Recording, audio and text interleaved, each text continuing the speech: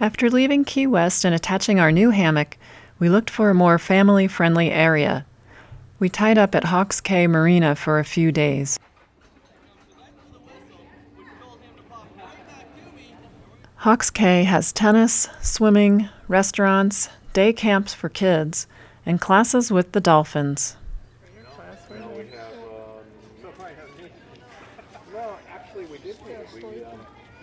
We were in Marina. Use caution while docking here because the currents can be tricky.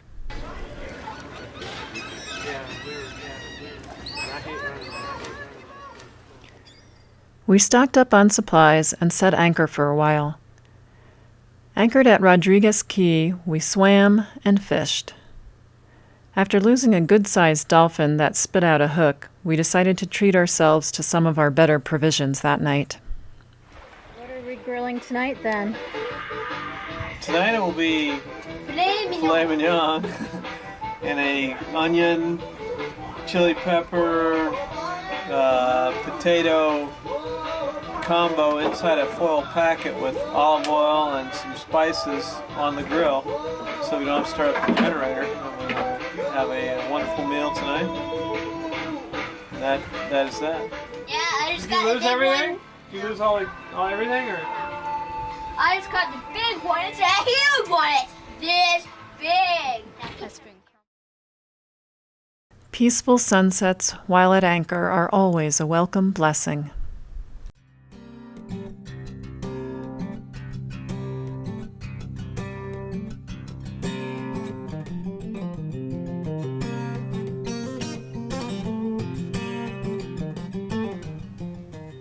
We weren't the only ones struggling with the wind as we cruised to Lignumvitae Key.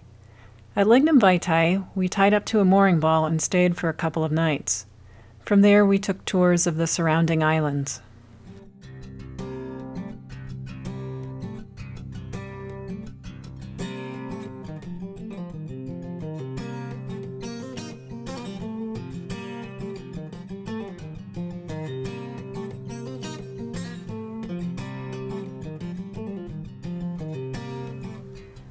In very shallow water, we cruised to Key Largo.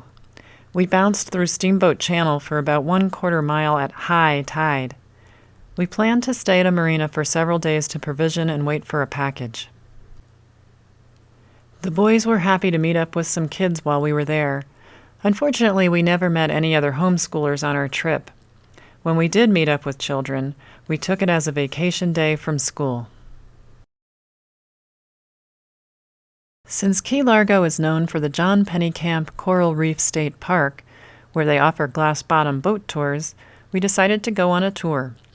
The tour is 2.5 hours long and takes place on a 65-foot catamaran. The park was established in 1963 and receives about 1 million visitors a year. Mooring buoys with the blue stripes running around the middle. That's not a true coral. It would sting you. It would inject needles into your skin. But here's some of the beautiful unicorn coral. All the beautiful Gorgonian, the flexible corals. Yeah, really nice. You can also find hiking trails at the park. Here, people carved their initials into this poisonwood tree.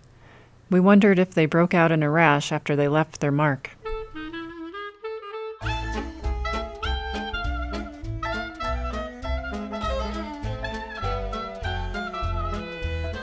After leaving Key Largo, we made our way up to the Elliott Key area. Here we fished and swam with a super snorkel compressor. We bought it as a way to help clean the boat's bottom and for emergency situations.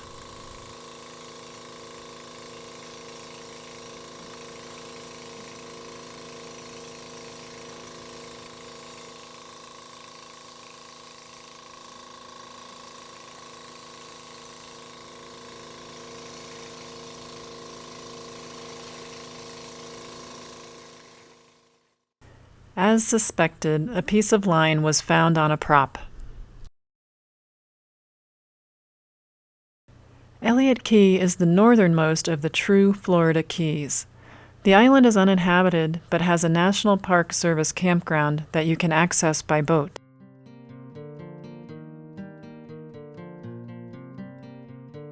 The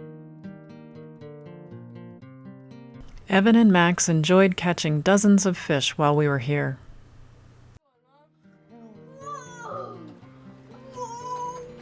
This is a barfish. Whoa, I caught a huge barfish. John started to get a toothache as we headed to Fort Lauderdale. This was our first medical issue to arise, and traveling at 10 knots seemed really slow.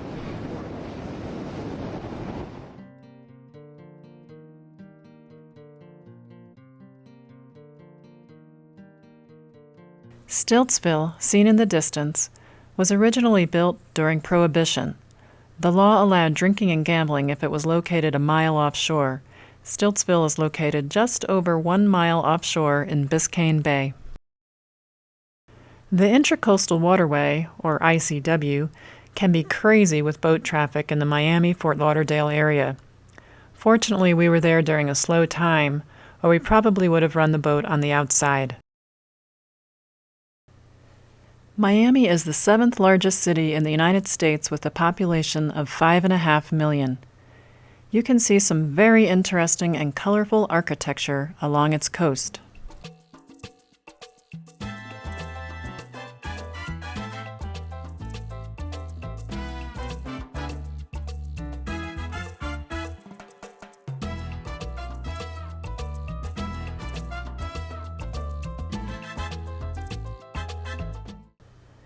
In Fort Lauderdale, the Hall of Fame Marina dockmaster was quite helpful. We docked at 2:15. John was at the dockmaster's dentist by 3 o'clock and back to the boat at 6 o'clock with a completed root canal and a temporary crown. While waiting a few days for the crown to be made, we cruised around the waterway with John's sister Jane, who came for a quick visit. At this point of the trip, we'd been on the boat for exactly 1 month. We decided to look at Port Everglades to see some of the commercial boating action. The port is one of the United States' top container ports with more than 5,200 ships at call in a year. Port Everglades is also one of the world's busiest cruise departure ports. In 2009, it held the world record for hosting the most cruise passengers in a single day with nearly 50,000 passengers. More than 4 million cruise passengers pass through this port annually. About 1 million containers a year come through this port. Its annual operating revenue is well over $100 million.